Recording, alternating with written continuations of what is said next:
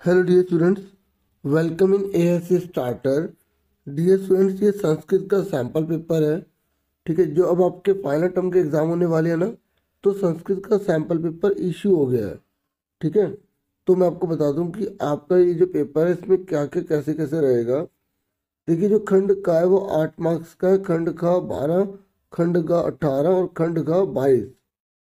ठीक है, देखिए इस पेपर में तो अभी तो सिर्फ मैं आपसे क्वेश्चन पेपर डिस्कस कर रहा हूँ, फिर मैं आंसर के साथ एक वीडियो आपको प्रोवाइड करूंगा। ठीक है, तो देखिए यहाँ पर जो खंड का ये अनसीन पैसेज आई है, इस अनसीन पैसेज को पढ़कर आपको ये आंसर्स देने होंगे। ठीक है, फिर खंड खा में ये पिक्चर है, इस पिक्चर को देखकर आपको इनके सेंटेंस बनाने हैं। ठीक है, फिर क्वेश्चन नंबर 3 में आपको इन शब्दों को यूज करके सेंटेंस बनाने हैं। ठीक है, जैसे बालका विद्यालयम गच्छति। ठीक है, जो बालक विद्यालय जाता है, इस तरीके से इन सब में से एक एक वर्ड यूज करके सेंटेंस बनाने हैं। फिर खंड गा पर आ जाइए। जो खंड गा है ना, उसमें आपको इनको पढ़कर विभक्ति बतानी है कि कौन सी षष्ठी विभक्ति है, कौन सी प्रथम विभक्ति है, कौन सी चतुर्थ विभक्ति है, इस तरीके से। अच्छा, एक बात और बोल दूं कि यहाँ पर ना आपको बताया भी जाएगा आपको कितना करना है। जैसे अगर मैं शुरू में आऊँ तो ये जो 4 क्वेश्चन है इसमें से केवल आपको 3 मार्क्स का है, 3 करने हैं। यहाँ पे 2 में से केवल 1 करना है। ठीक है, और यहाँ पर जो है 2 करने हैं 3 में से। यहाँ पर आपको कहानी का नाम बताना है कि ये जो पैसेज है ना, ये पैसेज किसके ऊपर है। जैसे राष्ट्रीय पशु के ऊपर है तो या यशस्वी राष्ट्रीय पशु या व्याघ्र। अब कुछ भी आप टाइटल जो है बता सकते हैं जो इससे रिलेटेड होगा। ठीक है, ये है। अब मैं एक अलग वीडियो लेकर आऊँगा जो आंसर की होगी। अभी सिर्फ क्वेश्चन पेपर आपसे ये डिस्कस कर रहा हूँ ताकि आप ये मिले और उसकी प्रैक्टिस आप करें। और जब मैं आपको आंसर की शीट प्रोवाइड करूँ तो आप देखिए आपको कितना सही था। ठीक है, तो यहाँ पर ये जो वर्ड दे रखे हैं ना, इनको आपको तोड़कर लिखना है, मतलब उपसर्ग अलग करना है। जैसे अनुजमा कर्णम, प्रजमा भवती, इस तरीके से आपको अलग करके लिखने हैं। ओके, और अगर अलग है तो उसे जोड़ कर लिखना है। फिर आपकी गिनती आएगी 50 तक आपके सिलेबस में, तो आप याद कर लेना। उनमें से कोई भी शब्द देंगे। अच्छा देखो, याद भी आप सिर्फ पढ़ लो क्योंकि नीचे मंजूषा लिखी आएगी, आपको बताना होगा। जैसे 22 को क्या बोलते हैं, द्वाविशंति बोलते हैं। 38 को अष्टत्रिशत बोलते हैं। 12 को द्वादश बोलते हैं। 27 को सप्तविंशति और ये चतुर्विंशत। इस तरीके से आपको ढूंढ के बताना होगा। ठीक है, और ये हिंदी में शब्द लिखे हैं, आपको बताना होगा कि इनको संस्कृत में क्या बोलते हैं। यहाँ पर जो शब्द लिखे हैं, उसी में से। जैसे तिरंगा को क्या बोलते हैं, त्रिवर्ण बोलते हैं।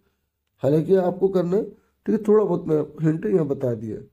क्रियापद आपका भरना है, यहाँ पे कौन सा काम हो रहा है ना, इस वर्ड को देखकर आपको इसमें फिल कर देना है। ठीक है, फिर आपका जो खंड घा है ना, खंड घा, ये आपकी किताब में से है।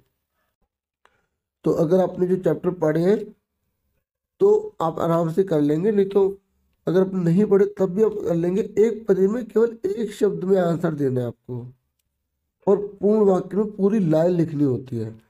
ये जो ऊपर जो पैसेज है ना, ये वाली, इसमें भी ये करना था। एक पद में एक वर्ड में आंसर देना। जैसे यहाँ बोला गया कि अस्माकम राष्ट्रीय पशु का, हमारा राष्ट्रीय पशु कौन है, तो सिर्फ आपको व्याघ्र लिखना है। एक पद में केवल एक शब्द में आंसर देना है। ठीक है, ऐसे ये जो आपकी बुक है ना पठित, तो उसमें से भी आपको ये पैसेज आई है, और आपको केवल एक पद में बोला तो एक वर्ड में लिखना है, पूर्ण वाक्य में बोले तो पूरी वाक्य में आपको लाइन लिखनी है। ठीक है, और यहाँ पर जैसे लिखा अष्टशास्त्रम, तो आपको बताना है कौन सी विभक्ति है। ठीक है, इस तरीके से ये शब्द लिखा है, इसकी विभक्ति आपको बतानी है। फिर ये यहाँ पर लिखा दोहा, और इस दोहे को पढ़कर आपको इनके आंसर्स बताने हैं। ठीक है, फिर एक नाटक जो आपकी किताब में है, तो नाटक में भी आपको ऐसे करना है। एक पद में मतलब एक वर्ड में आंसर देने हैं, पूर्ण वाक्य मतलब पूरी लाइन आपको बतानी है। और ठीक है, ये विभक्ति आपको छांटनी पड़ेगी। ठीक है, और फिर उसके बाद देखो आपका 12वां क्वेश्चन आ रहा है, प्रश्न निर्माण मतलब आंसर लिखा हुआ है, आपको इसका क्वेश्चन बनाना है। तो आपकी किताब में जो आंसर और क्वेश्चन है ना, वो वाले आपको करने होंगे। देखो बच्चे ये भी जानना चाहते हैं कि उन्हें पढ़ना क्या क्या है, तो जो जो इसमें आया है ना, केवल वही आपको अपनी किताब में से करना है। जैसे विलोम शब्द आए हैं तो विलोम शब्द सारे कर दो। सत्यम का क्या होगा, असत्यम। निर्धनम का क्या होगा, धनिक। वर्णम का क्या होगा, जीवनम। तो ऐसे आंसर के प्रश्न कर दो। जो प्रश्न उत्तर आते हैं ना, वो आपको करने तो कर लो, नहीं तो कोई दिक्कत नहीं करोगे, क्योंकि जो प्रश्न उत्तर है ना, वो आपको पैसे में से ढूंढ के करने होते हैं। ठीक है, समझ रहे हो ना। और विभक्ति आ रही है तो जो लास्ट में जो चैप्टर्स है उसमें विभक्ति लिखी हुई है ना, तो सारी विभक्ति पढ़ो कि किसमें आधा साउथ या लगता है, किसमें कहानी लगता है, तो वो कौन सी विभक्ति है। और बुक में जो आपके चैप्टर खत्म होने के बाद जो ग्रामर दी होती है ना, वो सारी कर डालो। इससे आपको बहुत आइडिया हो जाएगा। ठीक है, तो यही था इस वीडियो में। आपसे फिर मिलेंगे नेक्स्ट वीडियो में। Thank you for watching and listening carefully. Take care dear students.